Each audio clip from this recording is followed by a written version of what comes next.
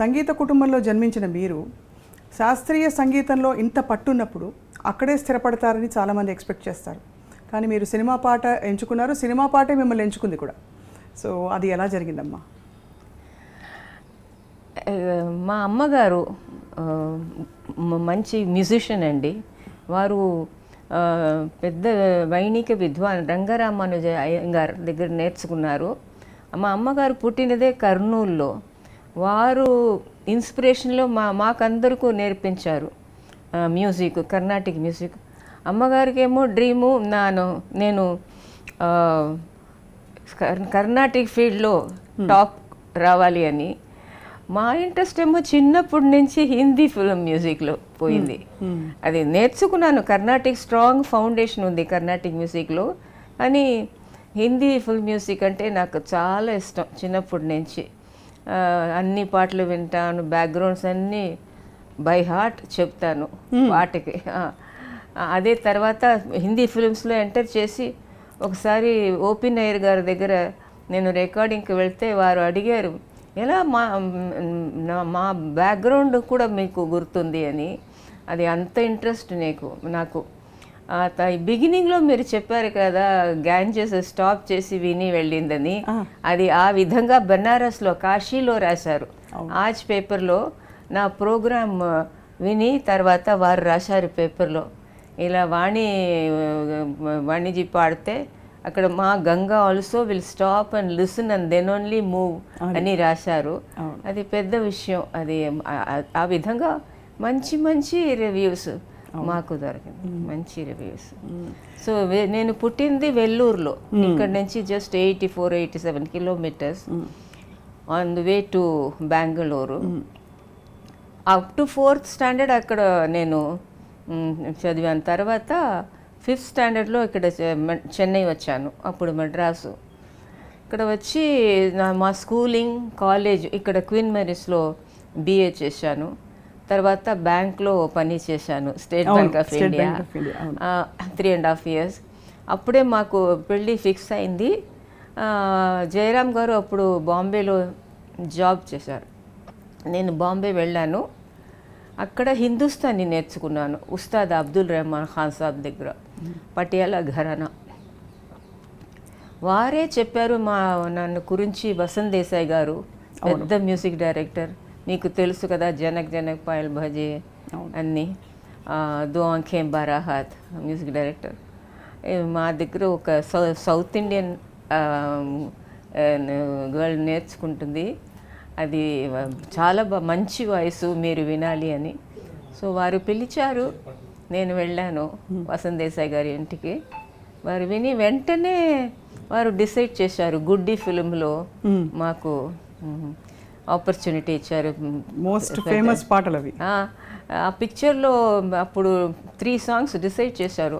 అన్ని పాటలు నా వాయిస్లోనే రికార్డింగ్ అయింది. తర్వాత ఒక పాట తీసేసి లతాజీ గారు సాంగ్ పెట్టారు.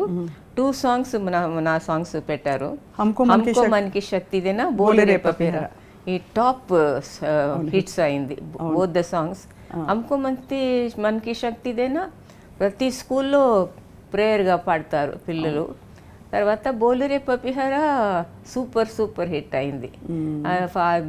ఫస్ట్ సాంగ్కే 5 awards వచ్చింది. Tansen award, all India film goers, cine goers అన్ని అవార్డ్స్ వచ్చింది. సో ఆ విధంగా తర్వాత బాంబే ఫిల్మ్ ఇండస్ట్రీలో ఎక్కువ ఛాన్సెస్ వచ్చింది from all top music directors. Vasant Desai ji, తర్వాత Naushad Saab, C Ramchandraji, OP Nayyar ji, Madan Mohan ji, Jaidev ji, Kalyan ji Anand ji, Laxmikant Pyarelal, Yashwant Tripathi ji. I've sung for all of them. And ఎవరెవరి గురించి నేను డ్రీమ్ చేశాను, ఇంత పెద్ద ఆర్టిస్ట్ కూడా నాకు ఛాన్స్ దొరుకుతుందా అని all the top male singers నేను పాడాను. With Mohammed Rafiji, Kishore Kumarji, Mannadeyji, Mahendra Kapoorji, Hemant Kumarji, Talat Mehmoodji, Mukesh ji. I sang with all of them. ఇంత బ్యూటిఫుల్ బిగినింగ్ మీది, అంటే అందరూ పెద్ద పెద్ద వాళ్ళ దగ్గర. మీకు అప్పట్లో హిందీ ప్రొనౌన్సియేషన్ విషయంలో కానీ? నాకు చిన్నప్పటి నుంచి స్కూల్లోనే నేను హిందీ ఎలక్యూషన్లో ఫస్ట్ వచ్చాను, హ్యాండ్ రైటింగ్లో ఫస్ట్ వచ్చాను, ఎక్కువ ప్రైజెస్ స్కూల్లో. తర్వాత ఫైనల్ ఇయర్లో ఆల్రౌండ్ టాలెంట్ షీల్డ్ మాకు వచ్చింది. సో హిందీ ఒక అబ్సల్యూట్లీ నో ప్రాబ్లం అండి. అది చిన్నప్పటి నుంచి హిందీ సాంగ్స్ విని విని విని విని ఆ ప్రొనౌన్సియేషన్ మాకు పక్కా అయింది. అలా మీరు పాడుతున్నప్పుడు మీరు బాగా శాస్త్రీయ సంగీతం నేర్చుకుని అందులో చాలా అందరూ చెప్పేది ఒకటే, వాణి జయరామ్ గారు ఒక పాట ఇస్తే వాళ్ళు పాడే లోపల మీరు ఇలా గ్రాస్ప్ చేసేసి అలా నోటేషన్ రాసేసి టపటప పాడేస్తారు. అలా పాడుతున్నప్పుడు సీనియర్ సింగర్స్తో ఎవరితో పాడినప్పుడు మీకు ఇంకా కొంచెం గమకాలు వేయాలని కానీ ఇంకా కొంచెం ఎక్స్ప్రెషన్ ఇవ్వాలని అనిపించేది? అంటే మనకు ఒక ఛాలెంజ్ కదా కో సింగర్ పాడేదాన్ని బట్టి. అలా అది కొన్ని మ్యూజిక్ డైరెక్టర్స్ ఆ ఫ్రీడమ్ ఇస్తారు, మీరు కొంచెం ఇంప్రూవైజ్ చేసి పాడాలంటే మీరు పాడండి అని. సమ్ మ్యూజిక్ డైరెక్టర్స్ ఇన్సిస్ట్ చేస్తారు, వారు ఏం నేర్పించారో అదే పాడాలి అని. సో ఎవరెవరు ఏం డిమాండ్ చేస్తారో ఆ విధంగా పాడాలి. తర్వాత all my seniors they have been wonderful to me అండి, నో ప్రాబ్లం. పెద్ద పెద్ద ఆర్టిస్ట్ అందరూ ఏమనేవారమ్మా అప్పట్లో మీకు ఫ్రెష్ వాయిస్ విని? రఫీజీ కానీ కిషోర్ కుమార్ అందరూ అప్రిషియేట్ చేశారండి, అందరూ. What was the one thing అంటే మీ వాయిస్లో ఉండే speciality? Because it's very very special voice మీది, ఆ టింబర్. అది విని ఏం బాగుందని ఏదో చెప్తారు కదా, మీ వాయిస్లో బేస్ ఉందని గమకం ఉందని ఏదో ఒకటి, అలా ఏం చెప్పేవారు వాణి జయరామ్ గారి వాయిస్ విని? అందరూ ఒక పాయింట్ గ్రాస్పింగ్ గురించి చెప్తారు. ఆల్ ద మ్యూజిక్ డైరెక్టర్స్ నేను ఎంటర్ చేస్తే స్టూడియోలో ఓకే ఆర్టిస్ట్ వచ్చేసారు, టేక్ అంటారు వెంటనే. అది గ్రాస్పింగ్ ఎక్కువ అప్రిషియేట్ చేశారు. తర్వాత వాయిస్ గురించి అందరికి ది గ్రేట్ కుమార్ గంధర్వజీ కూడా డూయట్స్ పాడాను నేను మరాఠీలో. సో అది మా all over Maharashtra super hit అయింది ఆ పాట. సో అప్పట్లో హిందీలో ఉన్నప్పుడే మీకు తెలుగు తమిళ్ అవకాశాలని? తెలుగు తమిళ్ అప్పుడు లేదు, హిందీ ఫీల్డ్లో బాంబేలో హిందీ సాంగ్స్ ఎక్కువ మరాఠీ పిక్చర్స్లో పాడాను. మరాఠీ, గుజరాతీ. బెస్ట్ గుజరాతీ సింగర్కి స్టేట్ అవార్డు కూడా వచ్చింది మాకు.